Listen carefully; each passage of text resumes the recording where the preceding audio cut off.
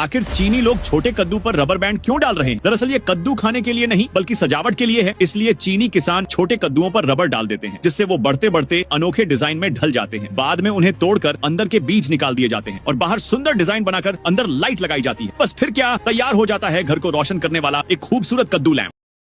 शायद इसी कारण इंडोनेशिया की सड़कें 250 सालों तक भी नहीं टूटती। जहां हम बस डामर डालकर सड़क बना देते हैं जो कुछ सालों में ही टूट जाती है, वहीं इंडोनेशिया में लोग पहाड़ों से पत्थर लाते हैं। इन पत्थरों को लोहे के जाल में जकड़कर बिछाया जाता है ताकि वजन बराबर फैले और सड़क कभी धंसे नहीं। अब जैसे ही ऊपर से कंक्रीट डाला जाता है तो बन जाती हैं ऐसी सड़कें जो बारिश में भी 250 सालों तक नहीं टूटती।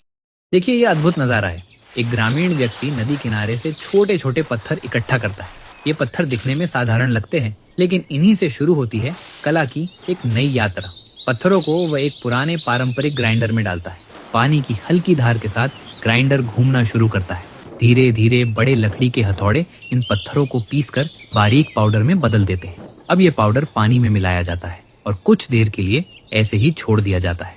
जब अतिरिक्त पानी अलग हो जाता है तो गाढ़ा पेस्ट फिर से अच्छे से मिक्स किया जाता है। इस पेस्ट को छोटे छोटे क्यूब्स में काटा जाता है और लगभग आधा महीना धूप और हवा में सूखने के लिए छोड़ दिया जाता है। समय बीतने के बाद यही क्यूब्स दोबारा पीसे जाते हैं, जिससे बेहद मुलायम और चिकनी मिट्टी तैयार हो जाती है। अब इस मिट्टी में पौधों की राख और चूना मिलाया जाता है। पानी डालकर अच्छी तरह घोला जाता है और कपड़े से छाना जाता है। इसके बाद यह मिश्रण कुछ दिनों तक बंद जार में रखा जाता है ताकि यह और भी ज्यादा मजबूत व टिकाऊ बन सके। उधर कोबाल्ट खनिज से नीले रंग का पेस्ट तैयार किया जाता है। धीरे धीरे अतिरिक्त पानी निकालकर यह पेस्ट इस्तेमाल के लिए तैयार हो जाता है। अब कलाकार अपनी कला दिखाता है। पहले मिट्टी को ध्यान से आकार देकर खूबसूरत फूलदान बनाया जाता है। मिट्टी का हर घुमाव, हर मोड़ कलाकार की धैर्य और मेहनत की पहचान होता है। सूखे हुए फूलदान पर कोबाल्ट के रंग को प्राकृतिक गोंद के साथ मिलाकर नाजुक डिजाइन पेंट किए जाते हैं। हर ब्रश स्ट्रोक मानो जीवन की कहानी कह रहा हो। इसके बाद फूलदान को खास पत्थरों से बने पानी में डुबोया जाता है और फिर आग की भट्टी में घंटों तक पकने के लिए रखा जाता है। कई घंटों की मेहनत और इंतजार के बाद जब ये बाहर आता है तो साधारण मिट्टी और पत्थरों से बना एक बेहद खूबसूरत पारंपरिक फूलदान हमारे सामने खड़ा होता है। कला, धैर्य और प्रकृति का अद्भुत संगम। पहाड़ों में बिना मशीन के नेचुरल और पारंपरिक तरीके से किंगफिशर अल्ट्रा से भी बेहतरीन बियर कैसे बनाई जाती है, चलिए दिखाते हैं। सबसे पहले मैं लेता हूँ अच्छी क्वालिटी का जौ और इसे अच्छे से धोना शुरू करता हूँ। इस पूरे प्रोसेस में हाइजीन और सफाई का पूरा ध्यान रखा गया है। अब जौ को फैला देते हैं तेज धूप में ताकि इसकी नमी वाला हिस्सा पूरी तरह सूख जाए। पहाड़ की कड़क धूप में एक दिन रखने के बाद जौ एकदम क्रिस्प हो चुका है। अब बारी है इसे साफ करने की।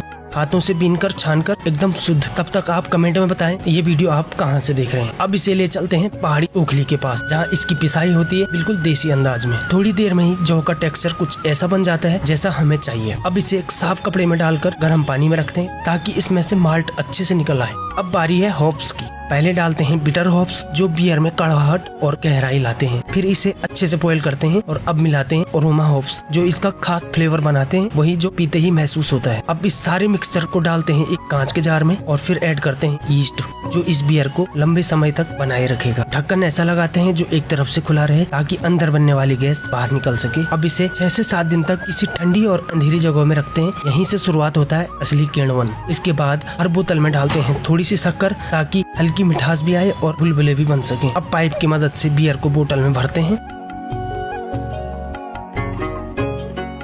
फिर से 4 दिन के लिए ठंडी जगह में किण्वन के लिए रखते हैं। और लीजिए 4 दिन बाद तैयार है पहाड़ों की शुद्ध देसी हेल्दी बियर। अगर आपको वीडियो पसंद आई तो सब्सक्राइब करना ना भूलना।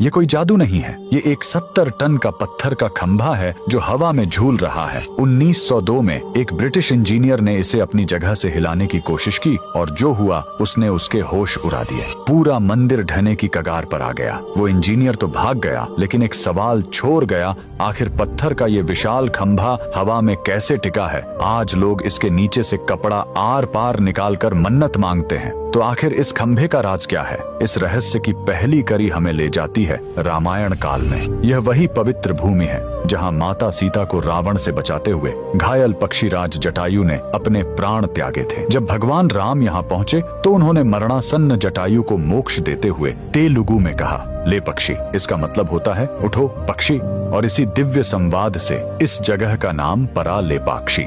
लेकिन हैरानी की बात है कि यह मंदिर भगवान राम का नहीं बल्कि भगवान शिव के सबसे क्रोधित और शक्तिशाली रूप वीरभद्र को समर्पित है। यह मंदिर शिव के उसी परम शक्तिशाली रूप की पूजा के लिए 16वीं सदी में बनाया गया। मंदिर से थोड़ी दूर एक ही चट्टान को काट कर बनाया गया है भारत का सबसे विशाल नंदी, जो 27 फीट लंबा और 15 फीट ऊंचा है। मंदिर के अंदर है ये विशाल नागलिंगम जो एक ही पत्थर से बना है। कहते हैं इसे कारीगरों ने सिर्फ 1 घंटे में तराश दिया था। और यहीं पास में है एक विशाल पदचिह्न जिसमें हर मौसम में रहस्यमयी तरीके से पानी भरा रहता है, जिसे लोग स्वयं भगवान शिव का पैर मानते हैं। भगवान शिव के सभी भक्त कमेंट में हर हर महादेव जरूर लिखें। देखो, एक बर्फ का टुकड़ा लेकर आप खाने में से एक्स्ट्रा ऑयल को निकाल सकते हो। ऐसी बहुत सी वीडियो आपने देखी होगी, लेकिन क्या ये सच है? तो देखो, जब एक आइस ब्लॉक को गर्म ऑयली खाने में डुबाया जाता है तो ठंडी सरफेस की वजह से ऑयल हार्ड होकर आइस ब्लॉक से चिपक जाता है, जिससे खाने में से वाकई ऑयल कम हो जाता है। बस डिसएडवांटेज इतना सा है कि बर्फ के पिघलने पर पानी भी खाने में मिक्स होगा, जिससे खाने का टेस्ट कम हो जाएगा। क्या होता है जब समंदर का सबसे बड़ा जीव ब्लू व्हेल मर जाता है? कहा जाता है कि ब्लू व्हेल अपनी मौत को पहले ही महसूस कर लेती है। इसी वजह से ये अपने ग्रुप से अलग होकर बहुत दूर चली जाती है और आखिरी बार गहराई में डुबकी लगाती है। धीरे धीरे वो समंदर की गहराइयों में उतरती चली जाती है। इसे ही कहते हैं व्हेल फॉल। जब ये मरती है तो सबसे पहले शार्क और ईल जैसी बड़ी मछलियाँ इसके शरीर को खाती हैं। कई हफ्तों तक ये दावत चलती है। उसके बाद जो मांस बच जाता है उसे छोटे छोटे जीव खाते हैं। फिर खास तरह के बैक्टीरिया व्हेल की हड्डियों को तोड़कर उनमें से फैट और प्रोटीन निकालते हैं। इससे हड्डियां पोषक तत्व छोड़ती हैं जो आसपास की जिंदगी को जिंदा रखते हैं। धीरे धीरे हड्डियां भी घुलकर समंदर की जमीन के लिए उर्वरक का काम करने लगती हैं। पूरा प्रोसेस लगभग 50 से 100 साल तक चल सकता है। वैज्ञानिकों का कहना है कि एक व्हेल फॉल करीब 400 से ज्यादा प्रजातियों को खाना और आश्रय देता है। यानी ब्लू व्हेल भले ही मर जाए, लेकिन अपने साथ वो हजारों जिंदगियों को नया जीवन दे जाती है।